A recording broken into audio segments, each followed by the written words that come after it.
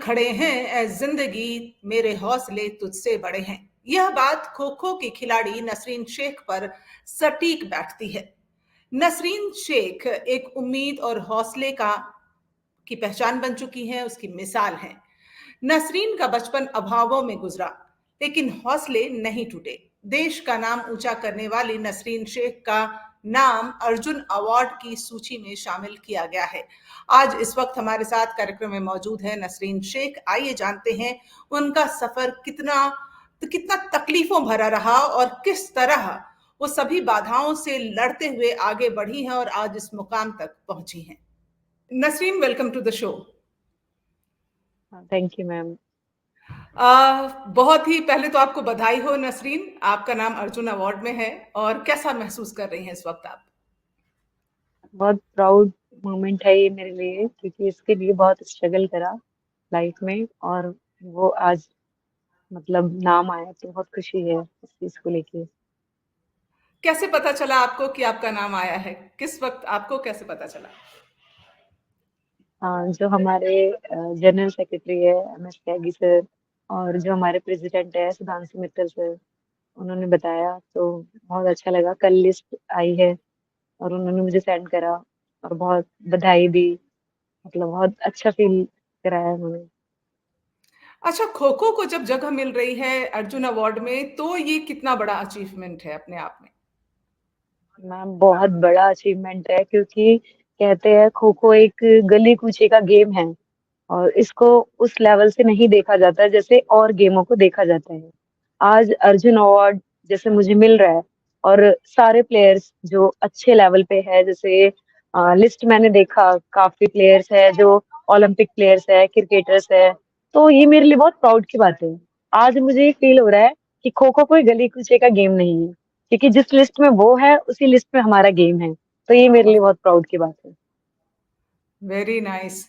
तो अभी जो बात चली है कि आपकी लाइफ पर एक बायोपिक भी बनेगी, वो तो आपकी मजा को दोगुना कर रही होगी, है ना नसरीन? हाँ जी मैम, बिल्कुल। कैसा लग रहा है? बायोपिक के बारे में कुछ बताइए। हाँ मैम, सुन के बहुत खुशी हो रही है, क्योंकि ये मैंने कभी सोचा नहीं था कि ऐसा भी मेरी लाइफ में होने वाला है, और अचानक से ये मेरे लिए सरप्राइज है। अच्छा, आप कौन सी एक्ट्रेस को देखना चाहेंगी? इतनी सारी अभिनेत्रियां हैं, कौन सी आप सोचती हैं कि आपके रोल को कर पाएंगी? मेरी फेवरेट जो एक्टर है वो दीपिका पादुकोण है, मुझे बहुत पसंद है वो। अच्छा जी, तो आप चाहती हैं कि दीपिका पादुकोण आपकी एक्टिंग करें, आपकी लाइफ को, आपकी जीवनी को वो करें। Very nice. एनीवेज, हाँ जी।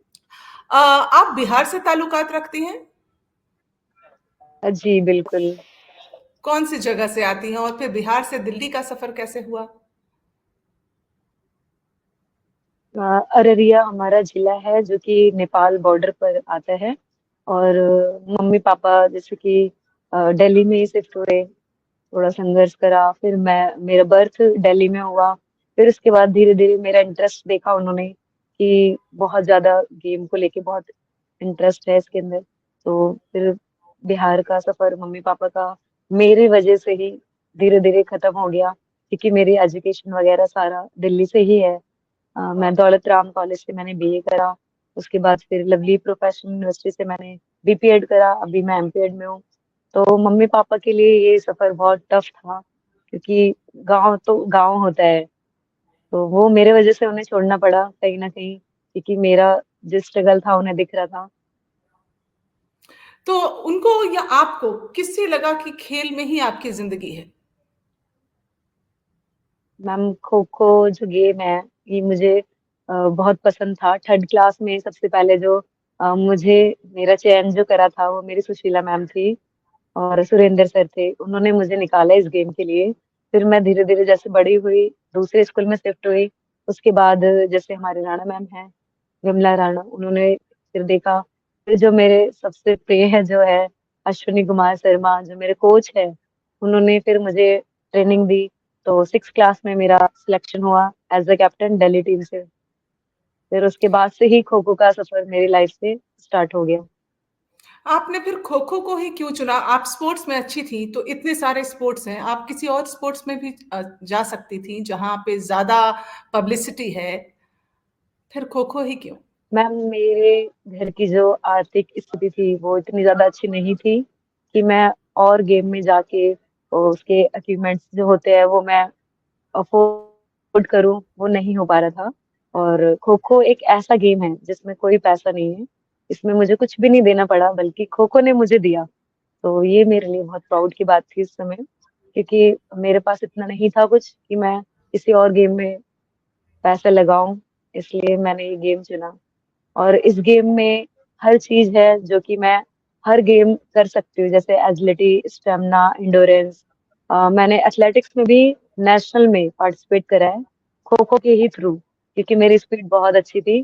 तो मेरा सिलेक्शन हुआ था खो खो के से, कि एथलेटिक्स में मैं 100 to 100 करा मैंने, तो फिर सिलेक्ट हुई थी। अच्छा नसरीन, जिस समाज से आप आती हैं, उसमें बहुत सारी पाबंदियाँ मानी जाती हैं, ऐसा है क्या? या कभी किसी ने रोकने की कोशिश की? अ, कौन-कौन सी मुश्किलों बिल्कुल से लड़ी बिल्कुल, आप? ये तो किस-किस तरह की संघर्ष मेरी लाइफ में बहुत बहुत ज्यादा, जिसे कहते हैं बहुत ही ज्यादा, क्योंकि मैं एक मुस्लिम फैमिली से बिलोंग करती हूँ। और उसमें शॉर्ट्स नहीं पहन सकते, बॉयज के साथ ऐसे ओपनली हम प्रैक्टिस नहीं कर सकते। ये सारी चीजें बहुत ज्यादा मुझे डिमोटिवेट करती थी मेरी लाइफ में। काफी साल ऐसे ही हुआ मेरा कि मतलब ऐसे खेलना नहीं है। और सारे मतलब आस जैसे हमारे फैमिली में भी है, चाचा ताऊ वगैरह बोलते थे कि लड़की को ऐसे बाहर भेज रहे हो आप, वो भी ऐसे मतलब फैमिली के बिना कैसे जाएगी। मतलब बहुत सारी चीजें ऐसी थी जिससे फैमिली भी बहुत डिस्टर्ब होती थी मेरे को लेके। मगर मेरी एक जिद थी कि मुझे भारत के लिए गोल्ड मेडल जीत के आना है, और ये मेरा सपना था। तो फैमिली ने बहुत सपोर्ट करा, और जो हमारी सोसाइटी थी उन्होंने बहुत सपोर्ट करा। उसके हिसाब से फिर धीरे धीरे मेंटालिटी चेंज होती रही। जैसे मेरा नेशनल लेवल पे सिलेक्शन हुआ, उसके बाद धीरे धीरे मैंने इंटरनेशनल में पार्टिसिपेट करा, फिर मैं इंडिया टीम की कैप्टन बनी। तो मेंटालिटी बहुत ज्यादा चेंज हो गई। कोविड के समय में भी एक ऐसा दौर आया जब आप मेडल तो लेकर आई, लेकिन बहुत पब्लिसिटी नहीं मिल पाई। और फिर आप खबरों में या सुर्खियों में तब आई जब आपको आर्थिक हालत आपकी खराब हो रही थी, तो फेडरेशन ने आपकी मदद की। फेडरेशन ने आपकी जिंदगी में कितना रोल अदा किया है? सबसे बड़ा रोल जिसे मैं कह सकती हूँ, ये सारा श्रेय वही जाता है, क्योंकि जब तक सपोर्ट नहीं है, जब तक कुछ भी नहीं है। हम प्लेयर है, बहुत मेहनत करते हैं हम अपनी लाइफ में, स्ट्रगल भी बहुत करते हैं, मगर इस टाइम तो बहुत बड़ा रोल है उनका। जैसे कि हमारे Sudhanshu sir, Sudhanshu Mittal sir, M S Tyagi sir, इन्होंने मुझे ये फील नहीं कराया कि ये मतलब एक फेडरेशन के है, फेडरेशन के सर है, ऐसा नहीं। मुझे फैमिली की तरह ट्रीट करा उन्होंने। और मेरा हौसला हौसला जो मैं डिमोटिवेट हो रही थी, तो उसको सर ने बहुत ज्यादा मोटिवेट करा कि कोई बात नहीं, हम हैं। आप अपना ईयरफोन लगा लो, गिर गया है।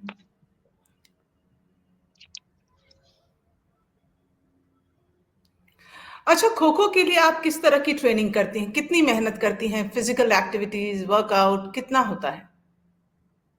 बहुत ज्यादा होता है, क्योंकि इसमें बहुत सी चीजें चाहिए होती है, एजिलिटी, स्टेमिना, इंडोरेंस। और इसके लिए मैं मॉर्निंग 5 बजे उठ के फिर वर्कआउट करना होता है, उसके बाद फिर इवनिंग में वर्कआउट करना होता है। तो ये बहुत टफ है। अब जब आप एक ऐसे परिवार से आती हैं जहां पर बहुत सारे सदस्य हैं, तो आपके भाई बहन बहुत प्रोत्साहित होते हैं। मुझे तो लगता है हम सारी लड़कियां प्रोत्साहित हो रही हैं आपको देखकर। तो घर में कैसा लगता है? घर का माहौल मेरा बहुत अच्छा हो रहा है, और बहुत खुश है। अभी छोटी सिस्टर है मेरी 11th क्लास में, अब उसने भी मतलब स्टेट लेवल के प्लेयर है, अब वो भी बहुत उसमें है कि मैं भी अपनी दीदी की तरह बनूंगी, और मुझे भी अपने देश के लिए मेडल लेना है। तो बहुत खुश है सारे। थैंक यू नसरीन, हमसे बातचीत करने के लिए। Thank you. Thank you.